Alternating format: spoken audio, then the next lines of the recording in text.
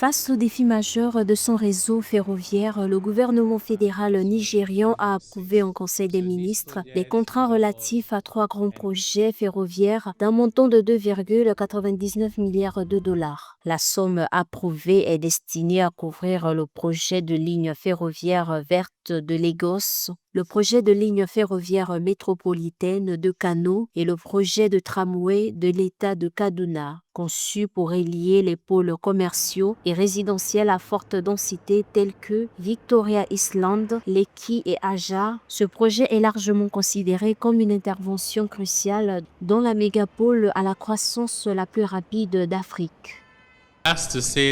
Nous savons qu'une infrastructure fonctionnelle est vitale pour l'économie car elle stimule la productivité, la croissance et améliore la qualité de vie conformément à l'agenda de développement du gouvernement. À ce titre, le Conseil a approuvé 3 contrats de projets ferroviaires majeurs, la phase 1A des projets de route de la ligne verte de Lagos, le projet de métro de l'État de Kano et le projet de route lumineuse de l'État de Kaduna.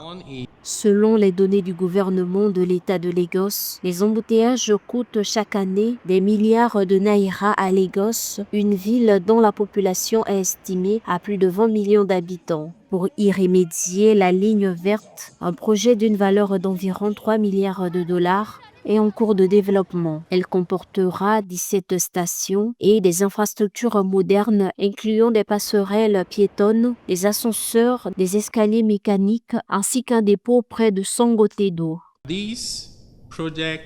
Ces 3 projets d'un coût total de 2,99 milliards de dollars bénéficieront d'un soutien en contrepartie et seront parrainés par le ministère de l'Agriculture et de l'Enseignement. L'entité MOFI incorporera ces projets au nom du gouvernement fédéral du Nigeria. L'intégration de Kano et Kaduna, en plus des Lagos, dans cette stratégie illustre une approche nationale visant à décentraliser le développement et à équilibrer la croissance économique. Ces grands centres du Nord, densément peuplés et en pleine expansion, manquent cruellement de transport public.